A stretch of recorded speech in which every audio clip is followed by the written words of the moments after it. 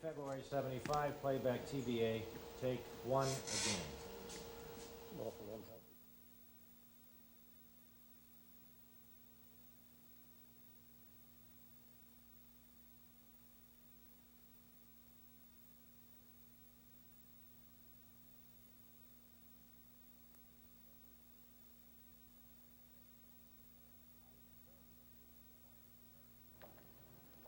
I am very pleased to help launch this broadcast on how best to celebrate our nation's 200th birthday. The concept of a bicentennial declaration is supported by Americans from many walks of life and suggests that the birthday we are planning for next year should launch a period of achievement beyond 1976. This challenge speaks to all of us, because there can be no better way to honor the past than by working to improve the future. The period of the American Revolution reminds us, as a people, of how difficult problems can be solved through hard work and unity. By looking back at our history, we should be inspired to not only solve our present problems, but to look now toward long-range solutions and toward a greater America before the end of this century. During the history of the nation, Americans have translated ideals into working realities, and in the process, they have made the great American experiment of democracy work. We can do no less. Today, let's renew our commitment to the ideals on which this nation was founded through a bicentennial declaration. A birthday is a joyous occasion. It is an excuse, a happy excuse, to celebrate the beginning of a life, to celebrate an initiation.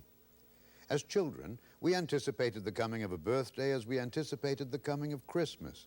It was, it is, it will always be a very special moment. Much the same is true for the birthday of a nation. It is, as it should be, a time for warm and genuine celebration, even a time for rejoicing.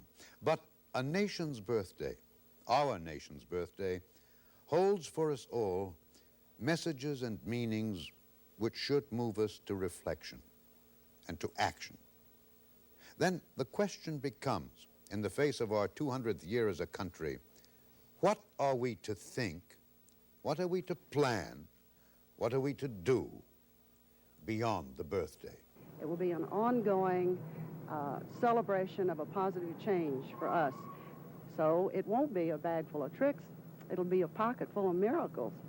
I think that across the country we're finding out that blacks, for the most part, look at the bicentennial in a very different way than, say, the Daughters of the American Revolution. Private contributions are important to make the bicentennial work because it is a public and private endeavor. The thing that came to the fore in my mind was how our problems of today might well be compared with the situation 200 years ago. We must also remember, I think above all, that the goals of this country have not been met. And though we may have pedantry and pageantry and frivolity, we must be very serious about the bicentennial. I'm a coal miner's son whose brothers and sisters are working people and who still want to believe in the American dream.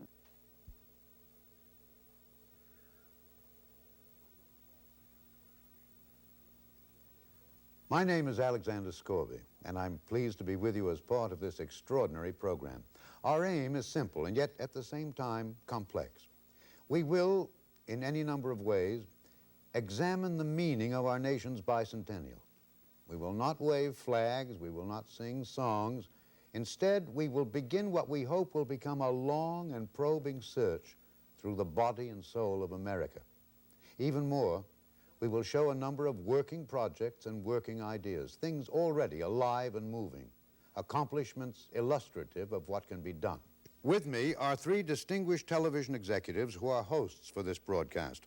I'm speaking of Robert Ferguson, chairman of the board of the affiliated stations of NBC, George Lyons, chairman of the board of the affiliated stations of ABC, and Charles Brakefield, chairman of the board of the affiliated stations of CBS. This is, we all recognize, no easy time for our country, and that is exactly why it is so urgent that this broadcast be seen and felt and acted upon.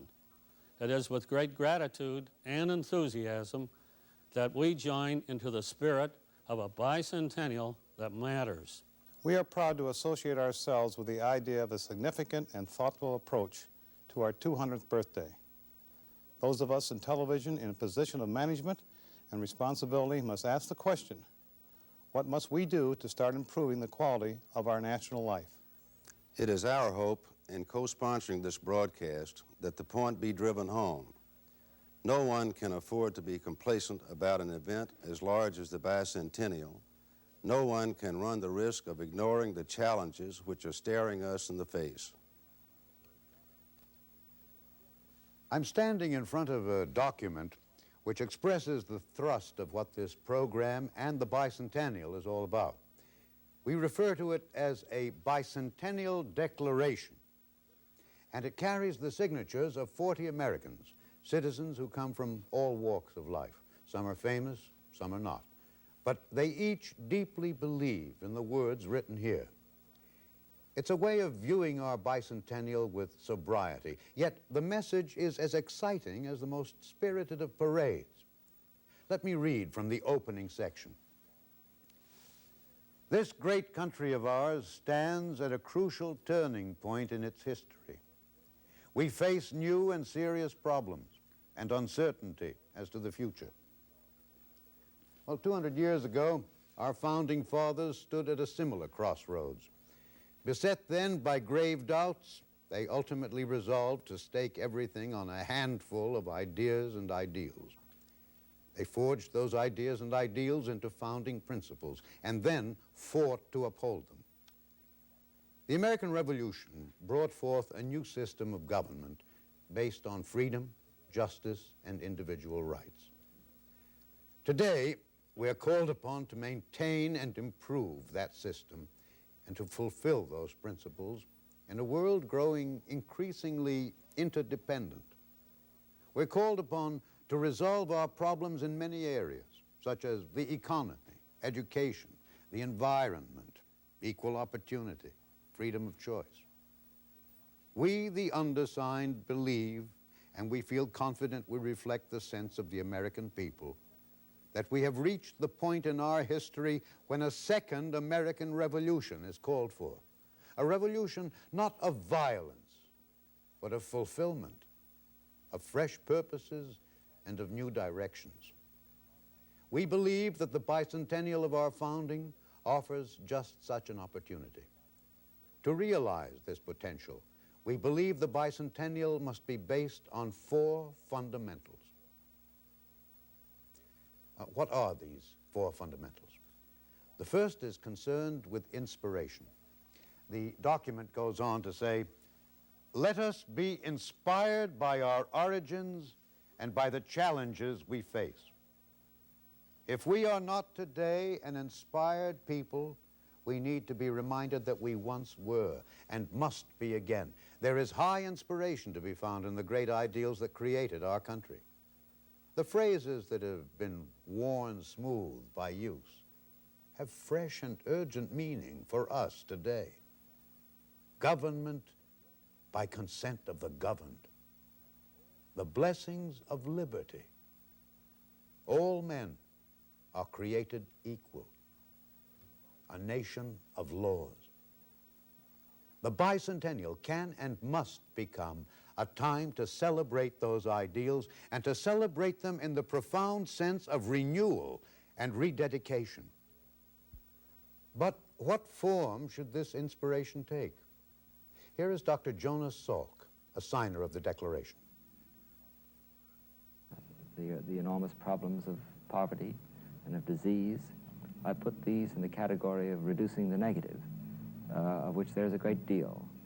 There's an enormous amount of inequity, of inequality, of deprivation, which constitutes a sore a blot on the beauty of all that has been created, that has been developed over the last 2 centuries. We are far from perfect. We must re-examine ourselves at a moment such as this and see what we have to contribute now. From the Health, Education and Welfare Office of Indian Education, Clydia Nowuski speaks from another point of view. The bicentennial comes at a time when Native Americans are reaffirming their own tribalism. We see it as a time when we can go 2 ways. We're concerned, I believe, first of all, about ourselves as Native Americans, as tribal people.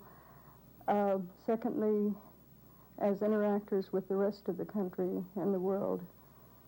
We are very concerned that we reach out to other people in our own way. I think we need a kind of event that will continue, that will be a future-oriented, not a one-time slam-bang kind of yelling and laughing and being festive. I think we need to be concerned about the people who have less than you and I have, less material things, less hope for the future. And I think that this is a time that our nation must not think about festivities, but must think about the rest of this country and the rest of this world. Boston is approaching the bicentennial with great enthusiasm and creativity. Here is Mayor Kevin White. Boston prides itself on being the cradle of liberty. Behind me, as I look out my window here in City Hall, is Faneuil Hall, where at the birth of our nation, we fought to establish the principles of self-government, of personal freedom. And those are the challenges we face in America today. What we in Boston want is for the bicentennial not just to be a birthday, but a rededication, as well as remembrance of the past, a rededication of the principles that we hope to practice in the future. And what we've done to sustain this is to create oral history programs to involve the neighborhoods in the process, to have a bicentennial forum to talk about the experiment in self-government, past, present, and future. And to do all of this, we've tried to enlist the aid of business community primarily. We've had one of the most successful private givings of any city in the country. Over 17 corporations have joined the bicentennial in the city of Boston. We've raised over $5 million. The city itself has contributed almost $2 million. So there's a commitment, both by the private sector and the public sector, to make the bicentennial a singularly significant event in this generation about America as she was, but equally important, America as she is and as she can become. The mayor spoke of the oral history program. The plan is fascinating. High school students are volunteering to interview longtime residents of their neighborhoods. The interviews are being taped and will be stored in the Boston Public Library as permanent living histories. We went to 2 such neighborhoods, to South Boston and to East Boston, and we took the liberty of listening to some of what was being said. Now. Yeah. But it was even old then, in a sense. But it was very different in the sense that we had trees on practically all of the streets, and most of those trees are gone now. I know. We had a beautiful park at the head of the street, Independence Park, with trees and shrubs and fountain. It's all gone now. Did they have trolleys? And they had trolley cars. We didn't have buses, of course. Where were the trolley cars? The trolley cars would go from here to the North Station. Did your father have a long working week? Like how many days 6 days. I myself worked 6 days a week when I was a teenager. And what did you do? In my days, when you were 14, you could go to work. You could get a permit. And I used to be an embroiderer smocker on children's clothes. I worked there all the years until I got married. Last year, Walter Cronkite, a signer of the Bicentennial Declaration, had an idea. It was to single out the great issues upon which our country was founded, and then on a monthly basis, have each issue become the center of discussion throughout the land. Each subject, for 30 days, would be debated in the public media, in homes, in schools, churches, and local groups. In short, the country would be taking its history seriously in order to plan for the future. The idea is called the American Issues Forum and is already in operation. In Washington, D.C., the Afro-American Bicentennial Corporation has been active in any number of substantive projects. One of their most interesting endeavors is the work being done to save and restore a slave cemetery in Georgetown. We spoke to Vincent DeForest, chairman of the corporation and a signer of the Declaration. Forced to look at the Bicentennial from a historic perspective, recognizing that when the Declaration of Independence was written, that blacks were still slaves. From a philosophical point of view, I come from the point of view of what Frederick Douglass had to say about the 4th of July when he made his famous speech in 1852. What to the slave is your 4th of July? I think that across the country we're finding out that blacks, for the most part, look at the Bicentennial in a very different way than, say, the Daughters of the American Revolution. We see, for the most part, that the Bicentennial really is of really little value unless it speaks to the continuing revolution, a revolution that blacks feel that, has not really realized the benefits that other parts of society have. And therefore, we're very skeptical about looking at the Bicentennial in a traditional sense. George Meany, another signer of the Declaration, is president of the AFL-CIO. I don't think in human experience that we should look back for anything but one purpose: to gain knowledge from our experience of the past to do better in the future. And the idea of counting our blessings, I don't think we can afford that in today's world. I think that we should have greater participation in our national elections. I think there are too many people in this country who take democracy and freedom for granted. I think there are too many people in this country who feel that it's not important to vote. I happen to think that it is very, very important for every American to vote. And our record for the past 200 years in this respect has not been a good record. I think it should be improved. Greater participation, and if we have greater participation, we'll have greater faith and confidence on the part of the people in their government. The second section of the Declaration involves the concept of achievement. Let us make the Bicentennial a great period of achievement nationally and in every community. What our forebears did 200 years ago had never been done before. What we must do today is equally unprecedented. At every level in our society, there is an urgent need for achievement in education, housing, transportation, the arts, communications, new ways of solving social problems, new methods of setting goals for the future, increased citizen participation in government. We believe that dedicating the Bicentennial to achievement is the way to put the sense of alienation and powerlessness behind us, to become once again the masters of our own destiny. Monsignor Gino Baroni is president of the National Center for Urban Ethnic Affairs in Washington. As a signer of the Declaration, he discusses, among other things, the idea of achievement. I'm a coal miner's son whose brothers and sisters are working people and who still want to believe in the American dream. And we've only had some pieces of the dream, that my father, in a sense, came to this country believing the streets were paved with gold. Then he found out they weren't paved. Then he found out that he had to pave them, or he ended up in the coal mines, with 16 tons and what he get. And I really want to believe in the American dream, and I want to believe in that American dream that people, of all kinds of people can live together, and that we can respond to the challenge of justice. We can respond to housing. We can respond to education. Our cities are bankrupt. Our cities are falling apart. People live in neighborhoods. People live in communities. And I think we have to give our people an inspiration. We're saying, who am I and who are we? Some of my family's afraid of students, and students are afraid of working class people, and working class people may be afraid of students or blacks, and we're afraid of each other. So how do we put it all together in terms of redefining American life, in a sense of developing a national sense of commitment, a national sense of priority, a national sense of purpose? So, In large measure, the bicentennial must be concerned with people doing things, with people effecting changes. An example is to be found in Galveston, Texas, where Emily Whiteside has been instrumental in that city's bicentennial efforts. For several years now, we've been organizing and planning what we want to do that's very special for Galveston at this particular point in time in the nation's history.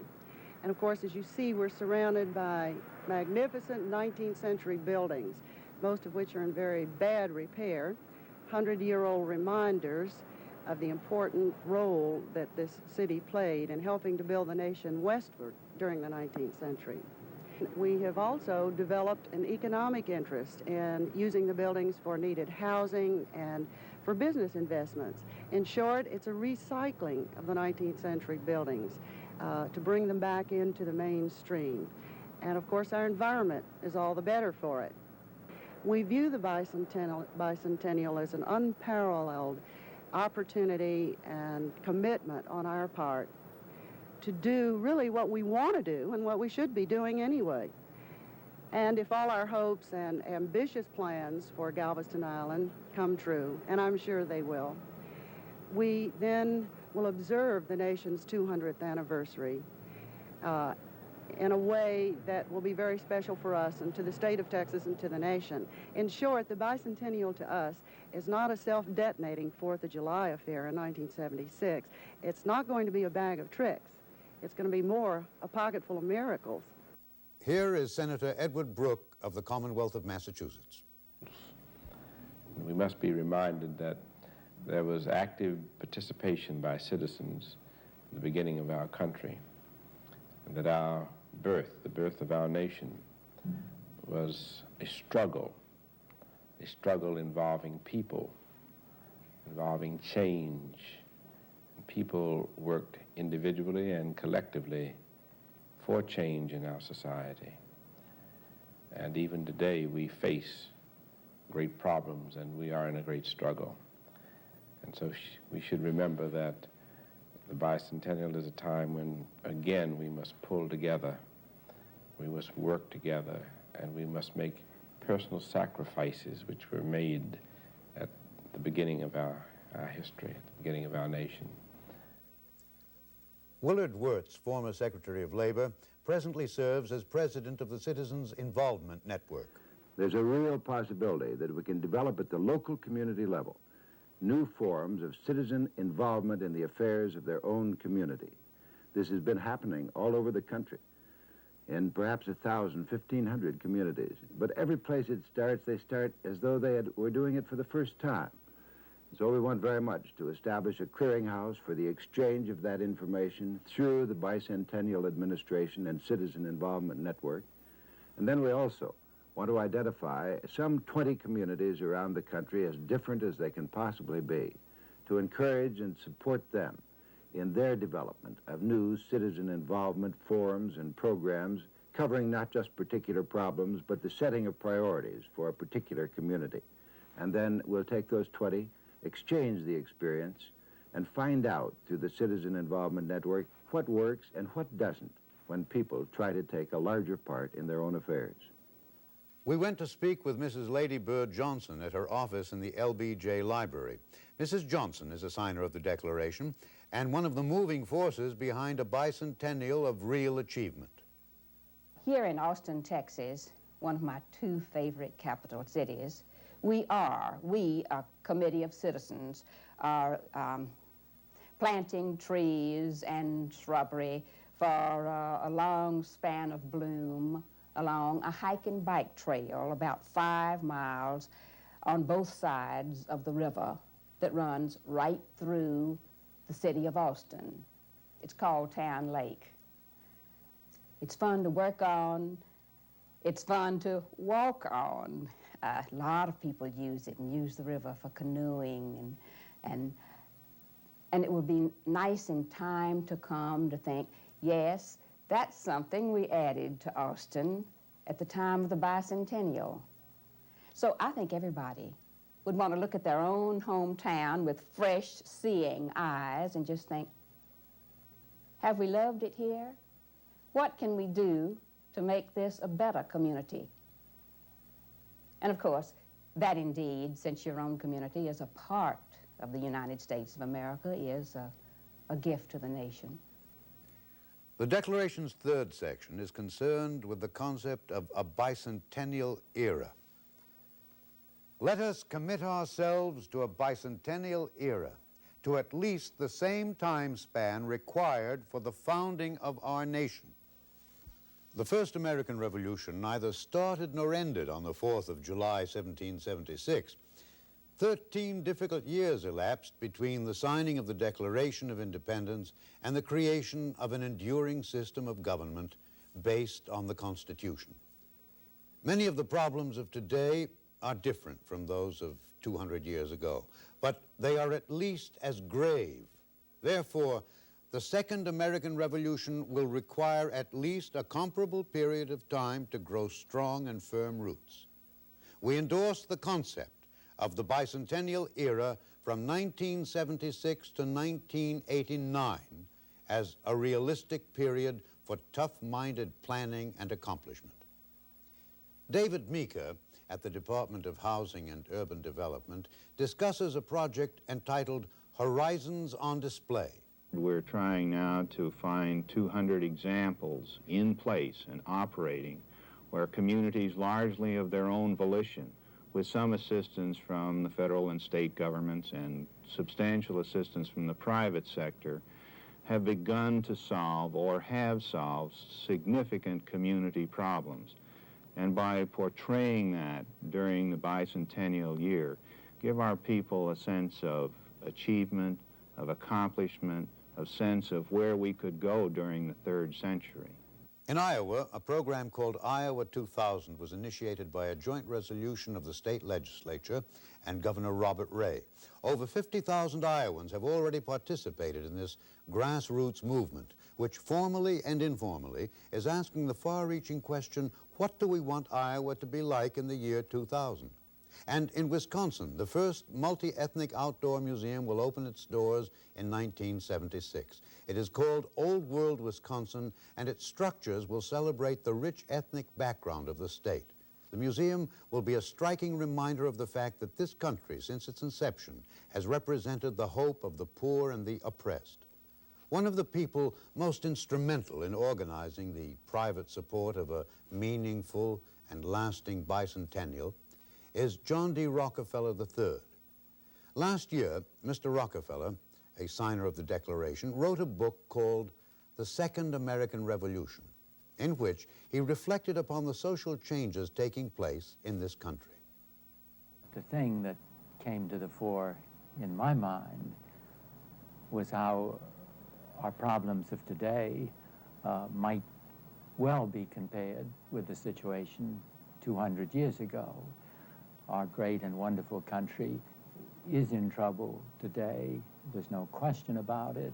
We need every bit of help we can get to work our way out of it.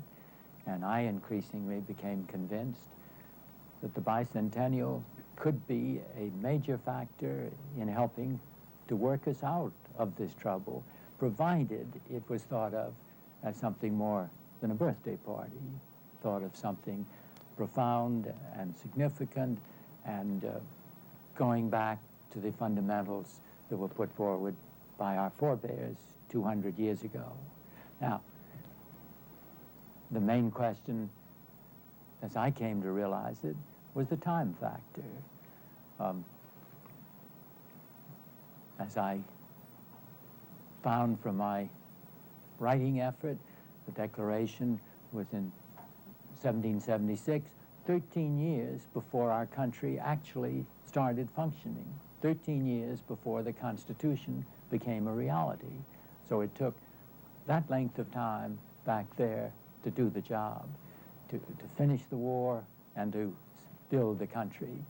My own belief is that it's not unreasonable to consider a corresponding period of time as being needed today to work out the really serious problems which we face.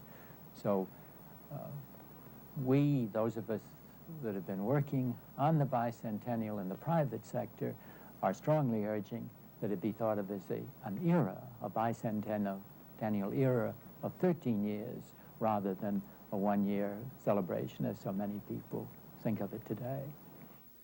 In Arkansas, Mrs. Dale Bumpers heads the sort of program which perhaps more than any other typifies the positive results which can be born out of the bicentennial. The nature of her work, the health of children. Our project has been to immunize as many of the under 12 children in the state as we can get to. And in the past 2 years, we have gotten to over 700,000 of them, which will last not only this generation, but into the next generation and the next generation, because it's protection against rubella to the would-be mothers of the next generation, and the saving of mentally retarded children from high fevers of some of the childhood diseases, the continued eradication of polio. It has meant something much more meaningful, I think, than just a birthday party. The final section of the Declaration speaks to the point of individual initiative. Let us put our trust in individual initiative, in the participation of each individual citizen. Our great experiment in democracy will surely erode unless the bicentennial era becomes a time when we once again assert the primacy of individual initiative in moving our country forward. Governmental units at all levels must play a vigorous part, but the primary responsibility lies with the people, not with government. Let each of us, acting alone and in groups, take our own initiatives. There is work for all, for each individual, in every part of the country, of every color, creed, age, and ethnic background. That work must begin now. In St. Louis, that city is about to bloom in the form of a spectacular festival. The organization they call BAM stands for Bicentennial Horizons of American Music and the Performing Arts. Here is Mrs. Homer Syed, the project's chairperson, from the old courthouse in St. Louis. The arts are alive in St. Louis with the pioneer spirit, but instead of simply complacently celebrating the achievements of the past, we are, for example, with BAM's Midnight Carnival, exploring new frontiers in a 20-block area of downtown St. Louis. Merchants, bankers, police, sanitation officials, park rangers from the National Park Service, architects, producers, all will work together in literally playing the city with its skyscrapers, its glass facades, its narrow streets, making it one giant electronic instrument. The spirit of the Bicentennial in St. Louis is to make it a vehicle for the most innovative artistic expression of the urban life of our time. John Warner is chief of the American Revolution Bicentennial Administration, the federal government organization in charge of the bicentennial effort. Mr. Warner is a signer of our declaration. The people of the United States want much more than the traditional fireworks and parades and rhetoric. They really want to lay a cornerstone for the third century, a better lifestyle for all. Again, it's not the government dominating the bicentennial. It's the people themselves at their own initiative. We ran a computer runout on what's going on today, just as you and I are talking, and there are over 6,000 programs and events underway at this moment. It shows that 1,000 or more a month are added to this list, which is growing. In Nebraska, they've taken a fresh look at the uses of art and the stimulating ways it can enhance our daily lives. Here is Norman Geske, director of the Sheldon Art Gallery. Along Interstate 80 in Nebraska, we have a plan to commission and erect 12 monumental sculptures by 12 living American artists. We feel this will not only be an enhancement of the roadway itself, which has an audience of something like 6 million people a year, but will also constitute a demonstration of our confidence in our present achievements and our confidence in the future as well. Mayor Pete Wilson of San Diego explains the ways his city is using this occasion to take care of unfinished community business. We're particularly enthused about a joint project, Fronteras 1976, with the University of California and the City of San Diego in joint sponsorship. The people of this region share a common past, a common history, with our neighbors south of the border, from whom we're divided by a frontier, and really by culture and by law. But we share with them an international region. We're the northern half, and we actually share with them on that account opportunities and problems. And we hope not only to develop activities for the bicentennial, but beyond that, the mechanism for intergovernmental cooperation, particularly at the local level, that will allow us to explore the possibilities of living together in this joint international region. Finally, let's turn our attention to one of the poorest and most neglected regions of the country. In eastern Kentucky, the health situation was desperate. Medical needs simply were not being met. Benny Ray Bailey, a signer of the Declaration, used the bicentennial as a wonderful excuse to help fight disease and save lives of the people who live in his native region. If we looked at East Kentucky Health Services Center and said, how does this relate to the American Revolution? You know, what kinds of things are here that were there that caused people, you know, to participate in the American Revolution? It's almost, you know, a carbon copy. That the place is kind of revolutionary in the way that we operate. Can I help you?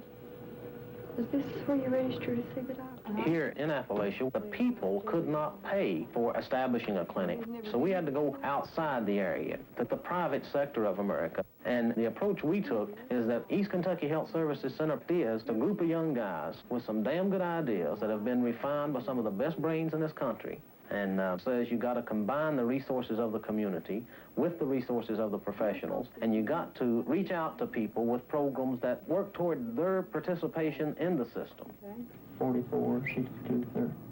You're able to get around and do a little more without worrying about falling down and breaking your crown or something. We don't want to be a welfare clinic. You know, we don't want the government to keep on giving us money. We don't accept any money from the government for that very reason. We'll do it ourselves, you know. And essentially that's what, you know, the colonists were saying. For our part, the Declaration concludes, we, the undersigned, pledge ourselves to spread this message throughout the land and to undertake our own individual initiatives. We earnestly invite our fellow citizens, all those who share our vision of what the bicentennial era can mean and accomplish, to lend their time, their energy, and their spirit to the work that lies ahead.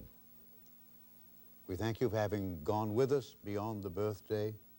Now, the rest is up to you.